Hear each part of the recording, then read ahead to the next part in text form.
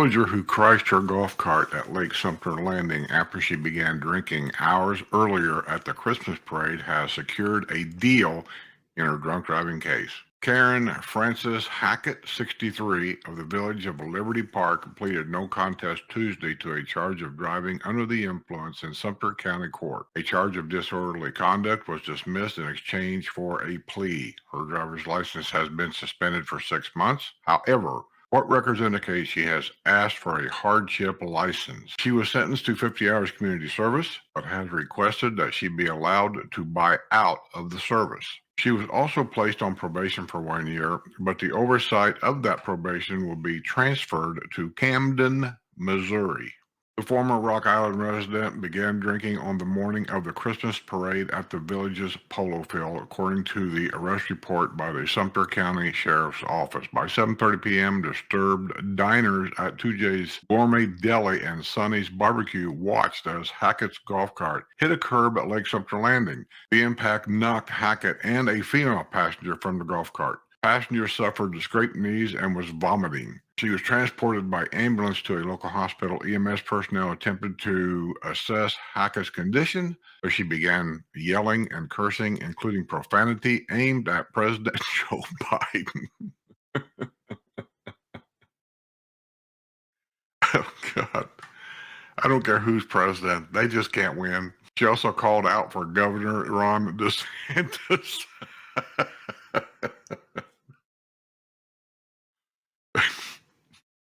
Hackett provided breath samples that registered .249 and .246 blood alcohol content. She had hoped to bring in an expert to call her breath samples into question.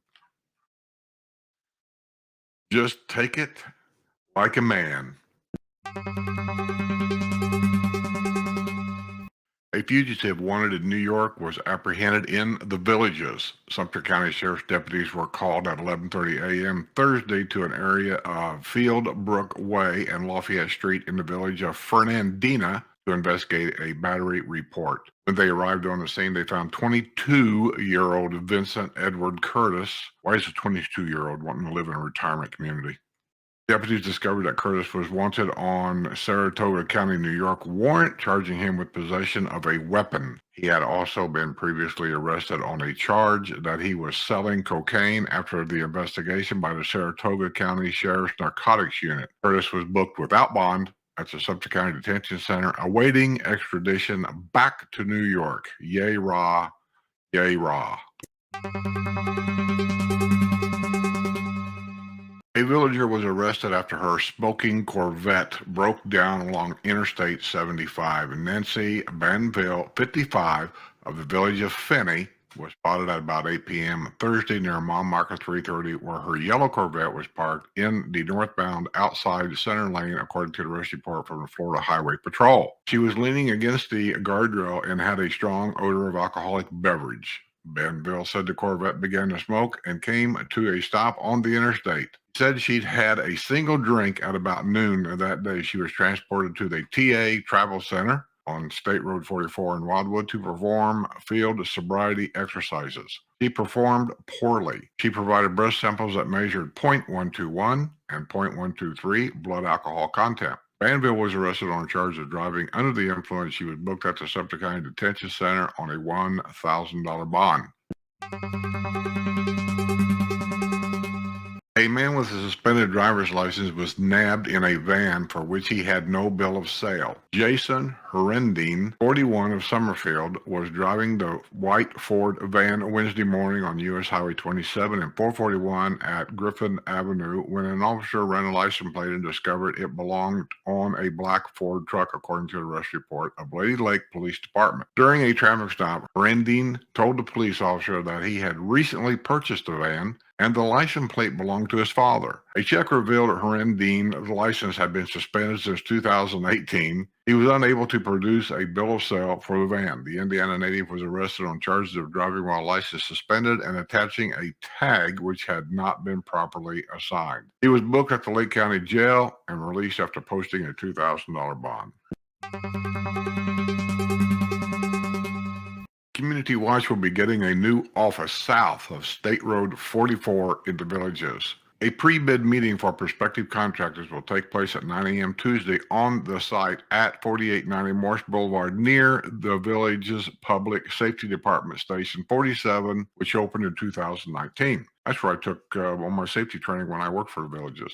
Bids for the Community Watch building are due June 21. Construction is set to begin in August. A spokesperson for the village's district government indicated the new Community Watch building is being funded through the Village Center Community Development District and said amenity money is not being used for the project. The project is estimated to cost $286,000. Houses are going up at a rapid pace south of State Road 44, and the need for Community Watch continues to increase at the southern end of the villages. Last week, the Wildwood Police Department released its annual crime statistics report, which pointed to the problems with theft at construction sites in the areas where new homes are being built. I reported that last week. Community Watch is currently headquartered on Bonita Boulevard. That's where I worked out of, up there. A satellite facility operates out of Savannah Center. Community Watch serves a number of functions in the villages, including patrols, dispatch, communication center, gate attendance, and gate operations.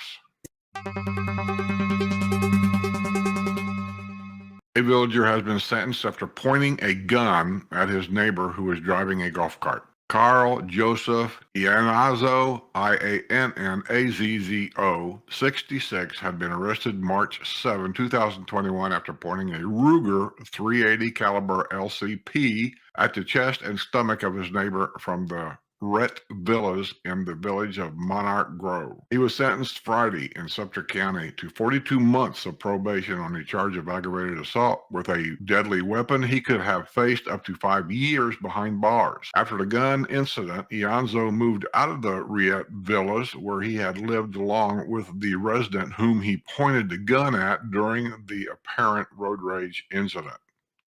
Good move.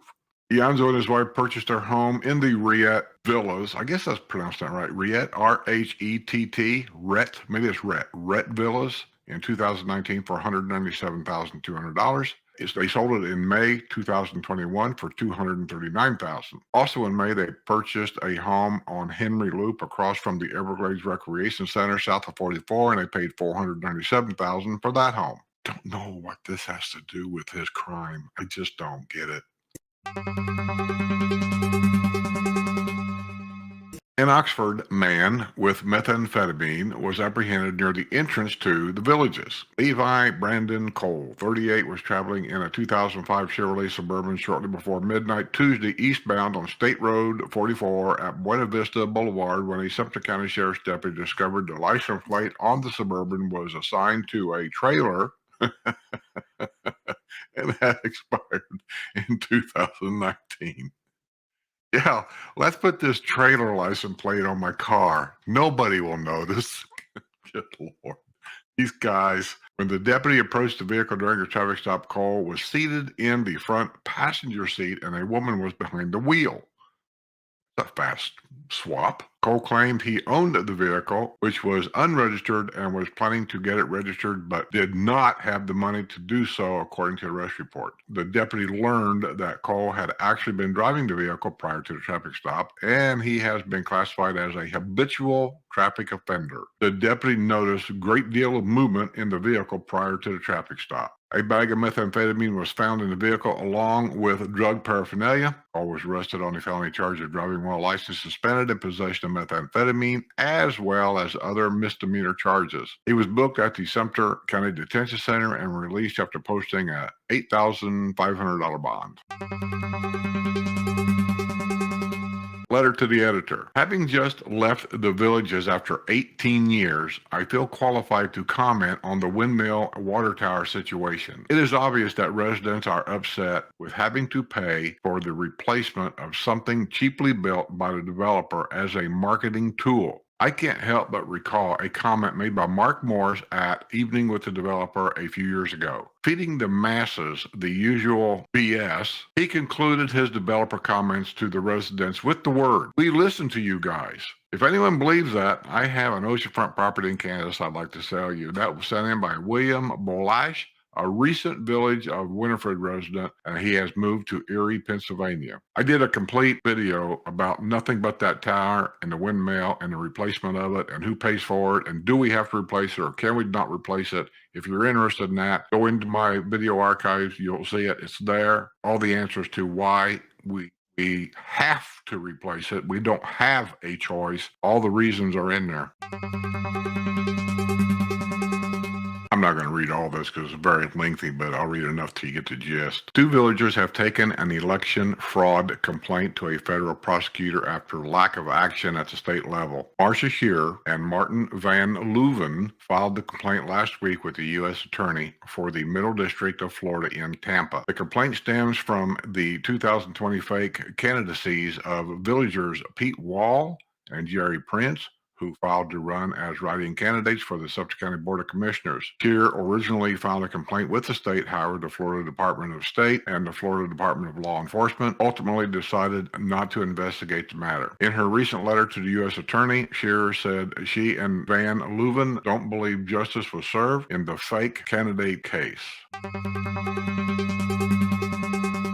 A 22-year-old from the village of Bel Air will lose her driver's license after a crash earlier this month in a roundabout. Christina Bacon pleaded guilty last week in Suffolk County Court to charges of hit and run and driving under the influence. She will lose her driver's license for 6 months, had been placed on probation for 1 year, and was ordered to perform 50 hours of community service. A driver who failed to pay traffic tickets was jailed after resisting arrest. Scott Allen Ward, 41, was driving a red passenger car at about 2 a.m. Friday in the 4000 block of Picciola Road when he was pulled over after an officer ran the vehicle's license plate and discovered the registered owner had a suspended driver's license. His license was suspended due to his failure to pay traffic fines. The police officer attempted to take Ward into custody, however, he began to yell at the officer and attempted to pull away. The California native was arrested on charges of driving while licensed, suspended, and resisting arrest. He was booked at Lake County Jail on a $2,000 bond. This ain't California, young man. You got to do what the police tell you to do. The National Oceanic and Atmospheric Administration projects an active hurricane season with the possibility of 21 named storms. Preparation is key, and we've got a list of steps you should take. It is estimated that 6 to 10 of the named storms could be hurricanes, with 3 to 6 of those to be a Category 3 or higher with winds of 111 miles per hour or greater. Hurricane season begins June 1st and lasts through November 30th. Now is the time to take the necessary preparedness actions if you want to be as ready as possible for the hurricane season. Preparing now also provides a level of reassurance and minimizes the stress of trying to accomplish tasks at the last minute where there will be competition. Make sure you have extra food in the house. Make sure you have fresh water in the house in case the water shuts off for whatever reasons. All these things. To me, that's just common sense. You should have, if you don't, portable generator. Even if you don't have to worry about lights and all that, portable generator is something that you can run an extension cord to your refrigerator and keep it running so you don't lose any food. Just simple things like that. Prepare early so you'll know what you're going to do if it does hit, so you don't have to stop and think about it. Decide if you are going to leave the area or know where to go. So just kind of know the direction you're going to go, how far you're going to go. Me, I stayed right here. I didn't go anywhere. My hurricane videos are down there for you to see. I want to see exactly what it looked like. It was the Category 4 when it hit Tampa. By the time I got to the villages, it was either high 1 or very, very low 2. But I think it was more like a high 1, kind of 90-some mile an hour winds. Was not a big deal because once it comes inland, it dies out pretty fast. Have enough food and water to last you for 7 to 14 days. Don't forget the food for your pets. You can get good ideas of what items you will need at www.sumterprepares.com. Review your homeowner and business coverages with your insurance provider for what's covered, what the deductibles might be. Get a clear understanding of how hurricane deductibles work. Consider obtaining flood insurance even if you do not live in a flood zone. Protect the windows, garage, and doors. Local home improvement stores have the necessary supplies that you will need. Get them early. First thing that disappears is portable generators. They're just gone. Wait till spring, though, when they start having garage sales, and those same generators are out in the garage for sale. I think you guys are smart enough to know really what to do. Well, it looks like we got another community that's going to be building right on the edge of the villages here. The Hammock Oak Community Development District will meet at 10:30 a.m. June 13th at the Fruitland Park Library. The purpose of the meeting will be for the special assessment to secure bonds to pay for the development. The land is currently cow pasture, and the entire development will be home to nearly 4,000 residents. When it's completed, the CDD will be a portion of the entire development. The CDD of Hammock Oaks will be a gated community with private roads. CDD will govern 380 acres of the development. The commercial properties along County Road 466 will not be included, nor will the multifamily component of the development. The CDD will include 940 single-family homes and 216 townhomes. The landowner elected members of the Hammock Oaks CDD board have been identified as James Harvey, Candace Smith, Greg Meth, John Curtis, and Bradley Walker. That's all of his yes men. The Hammock Oaks CDD will be considerably smaller than CDDs in the villages. Community Development District 11, which governs the Fruitland Park section of the villages and includes the village of Pine Ridge, Pine Hills. It is 692 acres and includes 2,055 home sites. CDD 11 is one of the smallest CDDs in the villages. That Hammock Oaks is not part of villages, so don't get confused. Ah, you remember this guy, Mr. I know all about golf etiquette. A villager has entered a plea in an attack on a fellow golfer over course etiquette. Last week, Sumter County Court 76-year-old Richard Eric Randall of the village of Springdale entered a plea of not guilty to a felony charge of battery on a person over the age of 65. He remains free on a $2,000 bond, which was posted by his wife on the day of his arrest on April 29. A witness said Randall had been arguing with another golfer at hole 4. The witness said Randall was standing on the green near the hole when the other golfer told him to move. Randall responded that he knew the etiquette of the game. A toxicology report has indicated that a villager had drugs in her system at the time of a crash that sent her to a local emergency room. Lois Catherine Blasco, 74, was arrested by Sumter County Sheriff's deputies earlier this month at her home at 3271 Ashbrook Place in the village of Summerhill. An arrest warrant was issued this month charging her with driving under the influence in connection with an accident in January at Woodridge Drive and Atwell Avenue in the village of Summerhill.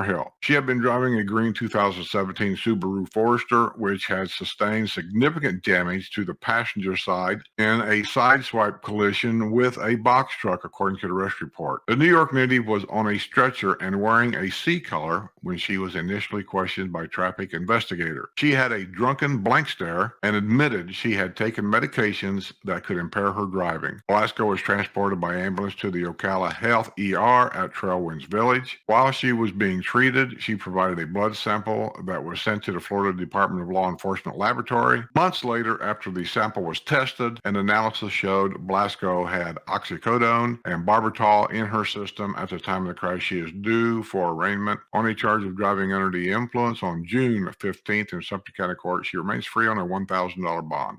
A Village of Piedmont resident, Nancy Diaz, received the Sheila Vaughn Memorial Award for her painting Odyssey from the Tallahassee Watercolor Society at their awards reception on May 27th. The TAWS 34th Annual Tri-State Water Media Exhibition is being held at the Florida State University Museum in Tallahassee and will run through July 9. Entries were submitted from artists in 3 states, Alabama, Georgia, and Florida. DS was thrilled to receive juror Alex Levine's comments. This is a strong and powerful abstract, thanks to the strategic placement and contrasting values and intense colors. In spite of its abstract nature, the artist has created a definitive focal area which pulls me in and engages me with this work. The one intense glowing blue shape almost dead center is essential and brilliantly done. Friends in the village of DeSoto's Lantana neighborhood gathered to decorate beanies for children who have lost their hair due to illness. Crotchet Addicts and Knitting Buddies, both local groups in the villages, created the beanies for the Lantana women to embellish with braids, bows, bangs, and more. They are being donated to a nonprofit group called the Brave Beanie Project, where they will be given to children all over the United States. Good work, girls. Wildwood police are seeking a suspect who stole PVC irrigation pipe from a construction site in the southern end of the villages. The man was seen taking the purple piping on May 19th from a construction site in the vicinity of US 301 and Marsh Bend Trail. He was driving a silver Ford 150 with a black cargo rack attached to the bed. He is described as a white male wearing a gray shirt, straw hat, and blue jeans. Well, I'm sure by now he's changed clothes. Anyone with information should contact Lieutenant O'Neill at 352-661-6192 or by email at Joneil at wildwood-florida.gov. The Wildwood Police Department recently released its annual crime statistics report, which pointed to the problem with theft at construction sites in the area where new homes are being built. Earlier this month, a man was arrested after he was found lingering around a construction site at a suspicious hour in the villages of Southern Oaks. Stealing this stuff at the construction sites is not new. It's been going on ever since they started building homes, and they haven't got it figured out yet. Genesis Health Club has purchased the Spanish Springs and Brownwood locations of MVP athletic clubs in the villages. Included in the deal were exclusive rights to be the sole health club provider for the villages, paving the way for future expansion. The move represents a symbolic milestone for the Wichita, Kansas-based Genesis Health Club, which previously operated as a regional brand with locations in the Midwestern and Mountain states and is the largest private health club provider in the country. New locations represents the first southern and coastal expansions of the company, signaling their arrival as a national brand. I wonder if anybody's told them that at the Lariana building in Spanish Springs up on the second floor where the exercise center is at, if that building has been targeted to put apartments in there and that they're going to be asked to move out. That'll be hilarious.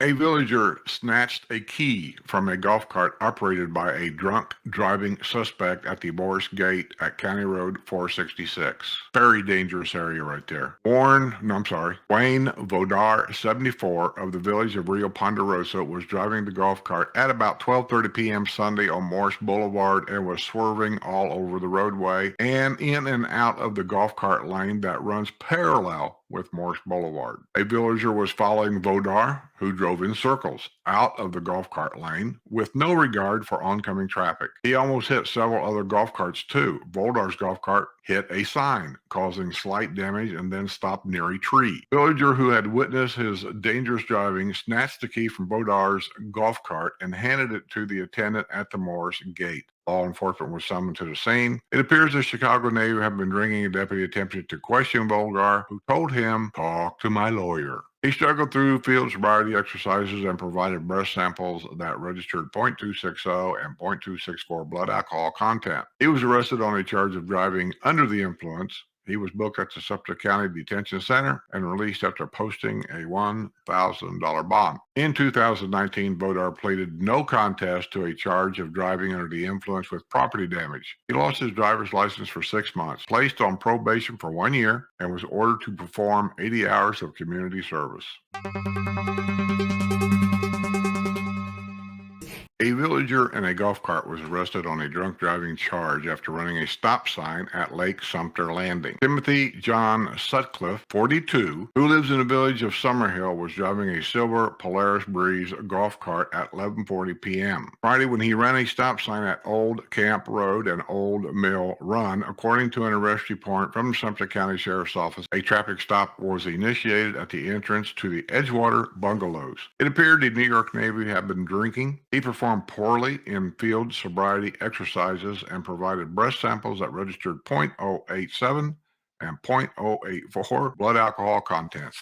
Oh, it's that little. Sutcliffe was arrested on a charge of driving under the influence. He was issued a warning for failure to obey a stop sign. He was booked at the Sumter County Detention Center and released after posting a $1,000 bond.